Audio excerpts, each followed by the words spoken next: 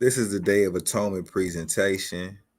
I said the only way I can really atone to the Almighty is with some action. So we about to get into it. This your boy, as you can see, but the boy about to go ghost.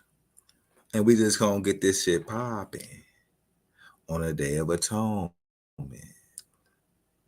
So we just zoom in here. And what do we see? Off top, what we see in the Quran. Now, of course, this is a presentation. So go get your Qurans, family. Go get your Qurans. Because you know, when the late great Morey Alicia Israel died, you know, a lot of this went away. And it can't really go away, you know. We can't stop showing the falsehoods of the Quran. And it's easy to do. You brothers know who this is. Today is the Day of Atonement, and I'm atoning for the fact that, you know, the gift that was given to the prophet and the prophet that shared upon everyone else was the gift to show how it's a bunch of lies and deceit and stuff like Islam. So right here we see immediately. And whoever seeks a religion other than Islam, it will not be accepted from him. In the hereafter, he will be as one of the losers. Now, I thought I went ghost, but whatever. How shall the deity guide the people who disbelieve after they're disbelieving? So right here it says, if you seek a religion other than Islam, meaning if you are a Christian, if you are whatever, but guess what? This book is going to contradict itself. We already know. We got a lot to get through. So we're going to zoom up to him. And what it say? O you who believe, keep your duty to the deity as it ought to be kept, and die not unless you are a Muslim. So it's telling you you shouldn't even die if you're not a Muslim. So it's letting you know right here, we're getting into the Quran. Grab your Qurans. If you know how I get down, you need to grab your Qurans. All those that doubt me, you know, I mean, I give all praise to Yahweh anyway. It's the Almighty who gave me the gift. And that's why I'm making atonement right now. But we see right here in the Quran, it says you shouldn't even die unless you're a Muslim, in which we know to be falsehood.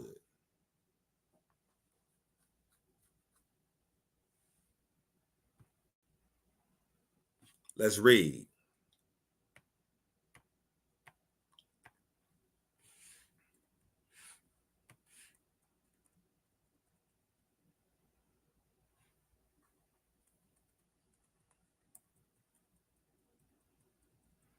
Let's just read some of this.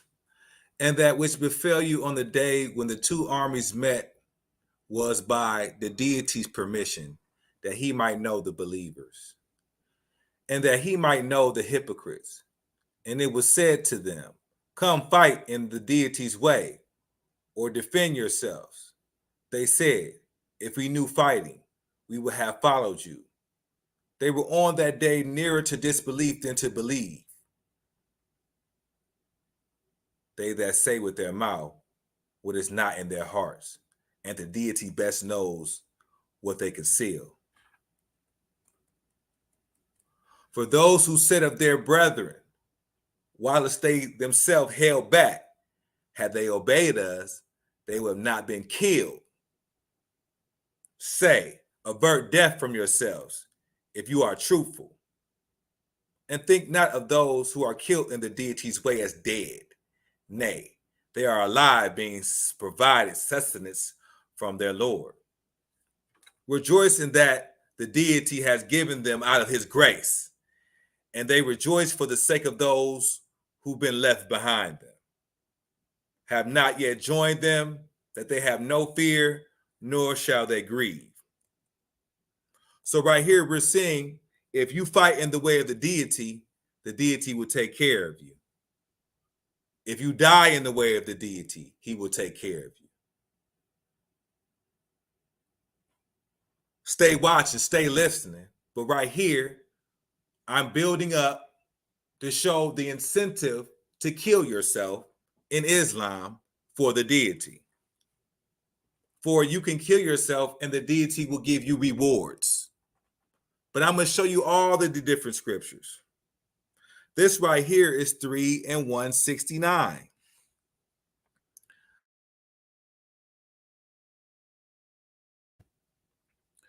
Right here, when we zoom in, surely those who believe and those who are Jews and the Christians and the Sabians, whoever believes in Allah and the last day and does good, they have their reward with their master, and there is no fear for them, nor shall they grieve. So right here, it's saying that Christians and Jews should not grieve. Now we see how hypocritical this Quran is, because the Quran will say you should not even die unless you're a Muslim. It says things like that. But then it'll turn around and say Christians and Jews shall have no fear, nor shall they grieve. And notice this. It says, and when we made a covenant with you and raised the mountain above you, hold fast that which we have given you, and bear in mind that is in it, so that you may guard.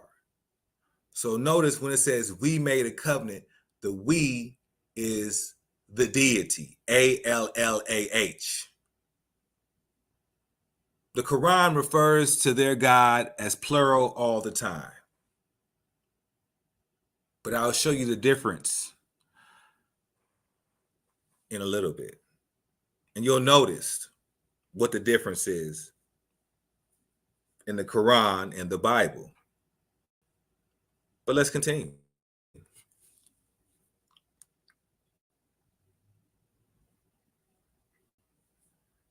Let's zoom in. We know how we know about the Arab. What does it say? O you who believe, take your precautions. Then go forth in detachments or go forth in a body. And among you is he who would hang back. Then if a misfortune befalls you, he says, Dala, indeed bestow a favor on me, as I was not present with them.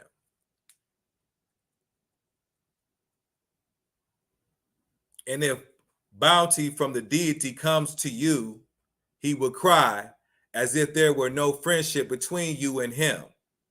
Would that I have been with them, then I should have achieved a mighty success. This is what I want you to pay attention to. So let those fight in the way of the deity who sells this world's life for the hereafter. And whoever fights in the way of the deity, he be slain or be victorious, we shall grant him a mighty reward.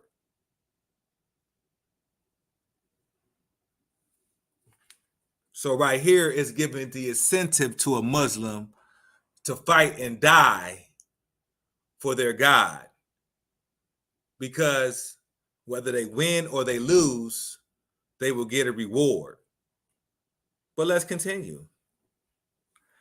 And what reason have you not to fight in the way of the deity and of the weak among the men and the women and the children who say, our Lord, take us out of this town whose people are oppressors, and grant us from thee a friend, and grant us from thee a helper. So right here, we're just seeing that the deity will grant you favor and give you presents for dying for him. But there's many more surahs and ayats that I'm going to go to show you the the Quran gives incentives to die for it. They will strap a bomb and blow themselves up and die for it. But we can continue. Right here, we read where in the Quran, they're not supposed to drink. Muslims are not supposed to drink.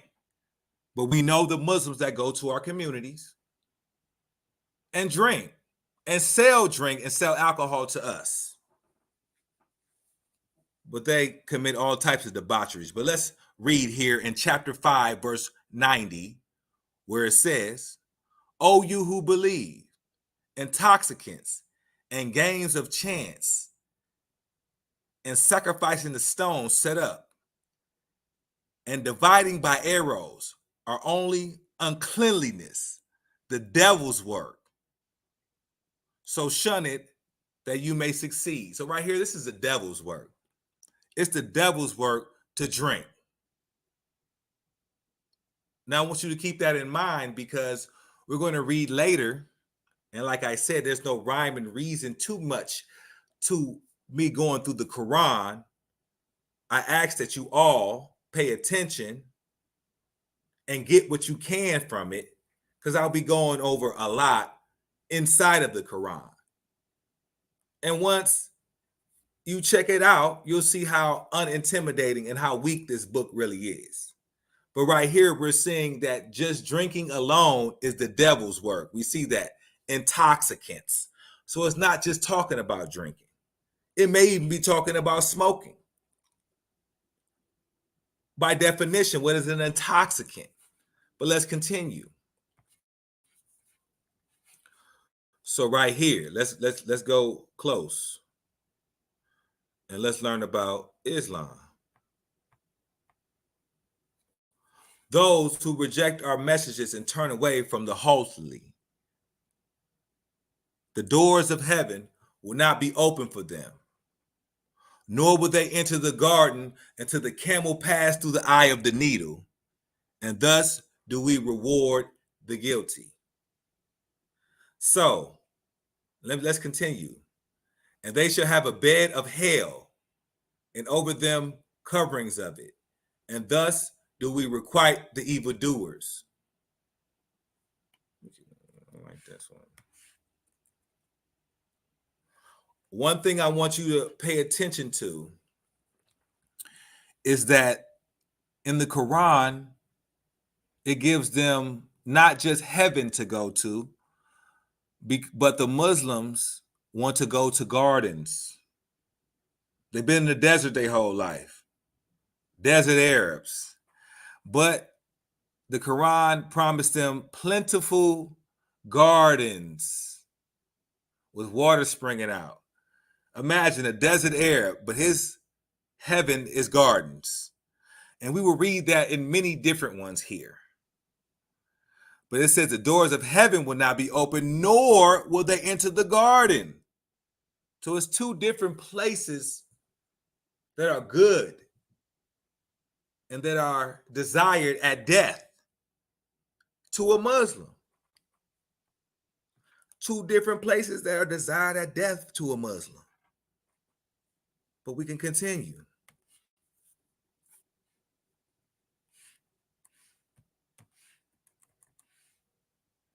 Now let me go ahead and zoom into this. The companions of the fire call out the owners of the garden. The garden is not heaven. But in Islam, the garden is a place where they go that's like heaven. So the companions of the fire call out to the owners of the garden, pour on us some water or some that which the deity has provided for you. They say, surely the deity has forbidden them both to the believers who take their religion for an idle sport and a play. And this world's life deceives them. So this day So right here we're seeing not only that these Muslims have a religion, that they cannot claim they don't have a religion, but right here, the companions of the fire is referring to hell. And we're going to go through a lot of different ones, and we're going to show you that that refers to hell. In the gardens, it's not even referring to heavens. The garden is another place that Muslims like to go instead of heaven, as we said earlier. But let's continue. Right here, O you who believe, what you have when it is said to you, go forth in the deity's way. You should incline heavily to the earth.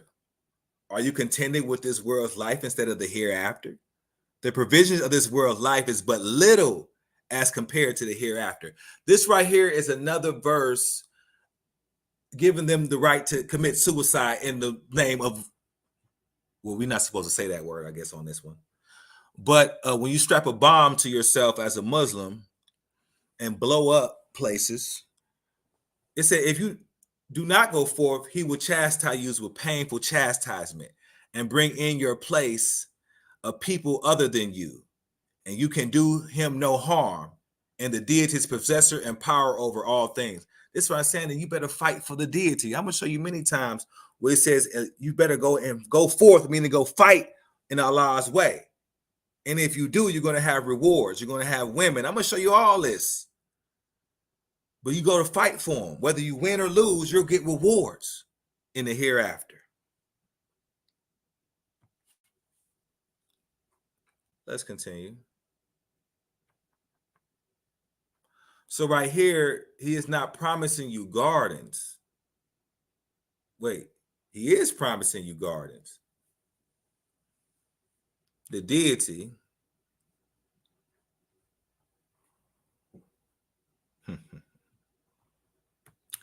the deity is promising you gardens, not heaven. This right here is the Quran. The Dala has promised to the believers, men and women, gardens wherein flow rivers to abide therein, and goodly dwellings in the gardens of perpetual abode. And greatness of all is the deity's goodly pleasure. My bad, y'all. That is the grand achievement. So right here, we're seeing this is not heaven. This is not heaven. This is chapter 9 and 72. I'm hoping y'all can see all these chapters. It's on the top left. For each one I discuss, I highlight where it's at. You see chapter 9 right here, verse 72. But this is not talking about heaven. These are the gardens that wine flows through. And I'm going to show you that in a little bit. I'm going to do a little series of these for the Day of Atonement, because I'm atoning for not giving this information to my people already. You are supposed to been have this. You're supposed to been had this. All of this. I have so much, not just the Quran. I have so many different books that I want to share these things to that was given to me. Now,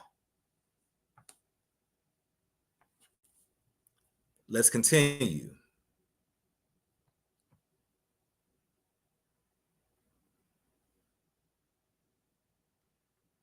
Those who were left behind were glad on the account of their sitting behind Allah's messenger. And I shouldn't have said that deity's name. And they were averse to striving in the deity's way with their property and their persons, and said, go not forth in the heat. Say, the fire of hell is fiercer than heat, if only they could understand. And let them laugh a little and weep much, a recompense for what they've earned. What is this saying? This right here is saying, if you're not fighting for the deity, then you're going to be all types of pain is going to come on you. Okay? This right here, let's continue. Chapter 9, verse 83 says, so if the deity bring thee back to a party of them, then they ask thy permission to go forth. Say, never shall you go forth with me, and never shall you fight an enemy with me. You choose to sit at home the first time, so sit now with those who remain behind. Meaning you was a bitch because you didn't fight in the way of the deity.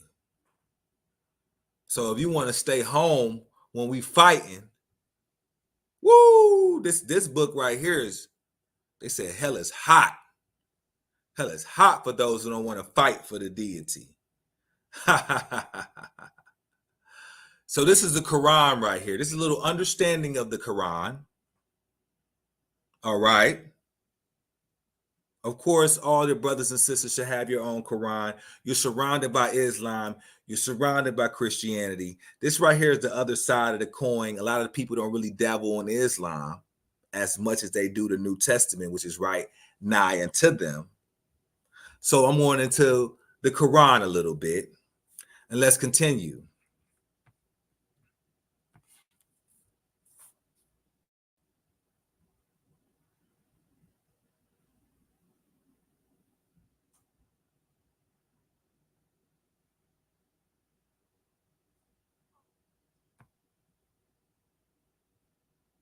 So let's read this one right here, which and what it says in the Quran. So we see right here in the Quran, the righteous will inherit the land, right? So we see in chapter 21, verse 98, it says, surely you and what you worship besides the deity are fuel of hell. Okay? So that's what's going on. You're going to be fuel in hell because you will worship anything other than Islam and Muslim and ALLAH. Dalais will be calling. You're worshiping anything other than the Dalai, you are fuel in hell.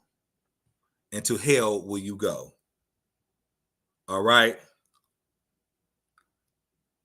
All right. Let me just let me see. Let's continue.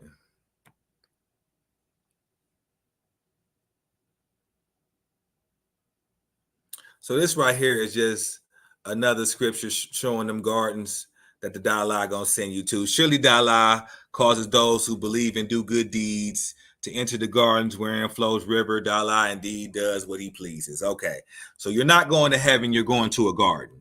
Because that's where the Arabs want to go. Okay, let's continue. So, what do we have here? Surely the deity will make those who believe and do good deeds enter gardens wherein flow rivers. They are adorned within the bracelets of gold and with pearls, and their garments are there of silk.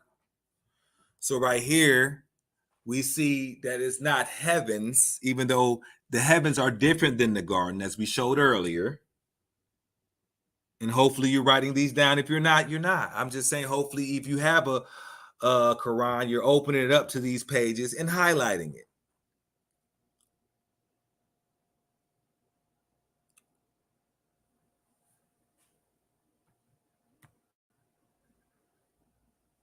Like for instance, let's get into this one. This one right here says the deity takes man's souls at the time of their death. Okay? And those that die not during their sleep. So it says every time you go to sleep, the Muslim God is taking your soul. Then he withholds those on whom he has passed the decree of death and sends the others back to the appointed term. Surely there are signs in this for a people who reflect. So right here, we're seeing you taking souls like Shang Tsung. We're going to keep it moving.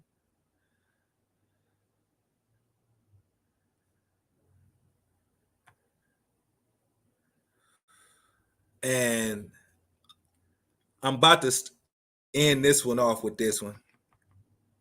This is just merely part one.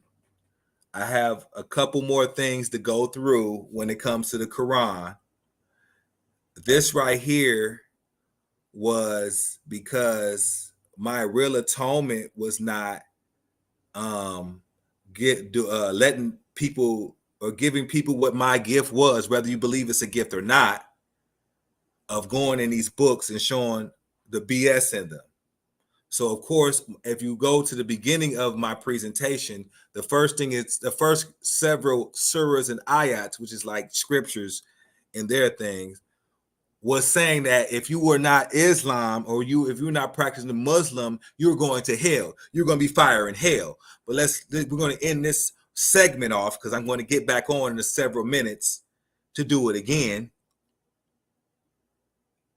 It says, surely those who believe and those who are Jews and the Christians and the Sabians and whoever believes in Allah and the last day and does good, they have their reward with their Lord. There is no fear for them, nor shall they grieve. And when we made a covenant with you and raised the mountain above you, hold fast that which we have given you, and bear in mind what is in it, so that you may guard against evil. So right here, you know what I'm saying? I don't need all y'all to pray for me. I haven't seen my child in about 3 years. I'm going crazy. I pray I get rid of that grudge. Pray the Almighty allow me to do the things that He have put in my hand that I can be able to do. Allow me to be diligent enough to do them. Help your servant serve the Almighty, go against falsehood, and teach about the lies. And all the people that don't like the fact that I was talking against Islam today, pray to your false deity. Pray to your false deity. But giving all praises and all glory to the mighty Yahweh. Hallelujah.